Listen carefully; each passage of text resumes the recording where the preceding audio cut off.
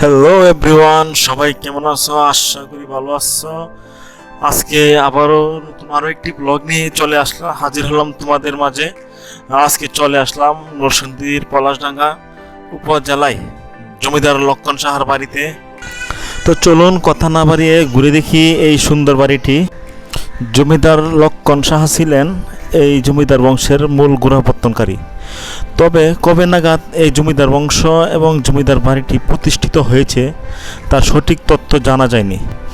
এই জমিদার বংশধররা অন্য জমিদারের আওতাভুক্ত ছোট জমিদার ছিলেন, তবে তারা যে জমিদারের আওতাভুক্ত ছিলেন তাদেরকে বা ব্রিটিশ সরকারকে খাজনা দিতে হয়নি, কারণ এই জমিদারি এলাকাটি ভারত উপমহাদেশের মধ্যে একমাত্র ওয়াকফ হিসাবে ছিল।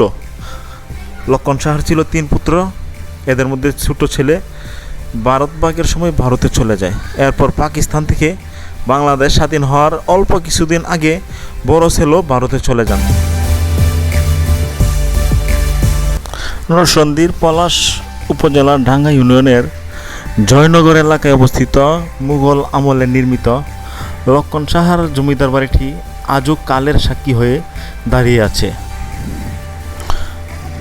তার এই আবাসস্থলে ছিল অসংখ্য নকশা করা ঘর। মুঘল আমলে নিপুণ কারুকাজের এই বাড়িটি নির্মাণ করেন জমিদার লক্ষণ সাহা। পূর্ণাঙ্গ শৈল্পিক কর্মে নির্মিত 24 কক্ষ বিশিষ্ট এই জমিদার বাড়িটি পাশেই রয়েছে ছোট্ট আরেকটি কারুকার্যখণ্ডিত মন্দির, রয়েছে একটি অর্ধনির্মিত প্রাচীন বাড়ি।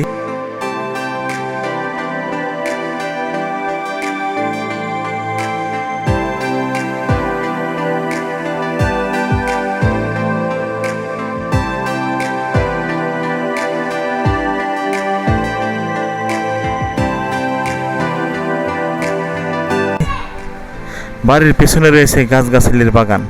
বাড়ি সহ বাগানের চারদিক উঁচু প্রাচীর বেষ্টিত। রয়েছে সে সময় তৈরি করা জমিদার বাড়ির সুন্দর একটি পুকুর আর শান বাঁধানো ঘাট।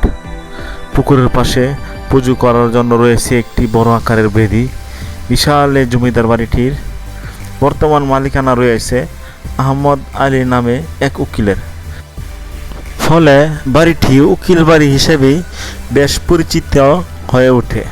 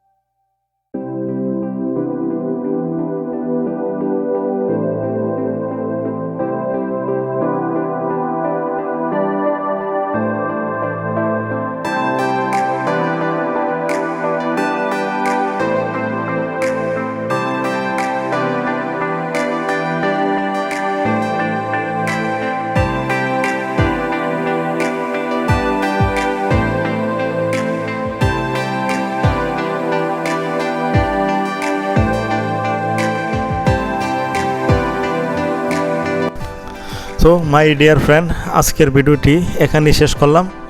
ভিডিওটি কেমন হলো অবশ্যই লাইক এবং কমেন্টের মধ্যে জানাবেন। আর আপনি যদি আমার চ্যানেলে নতুন হয়ে থাকেন অবশ্যই সাবস্ক্রাইব করবেন।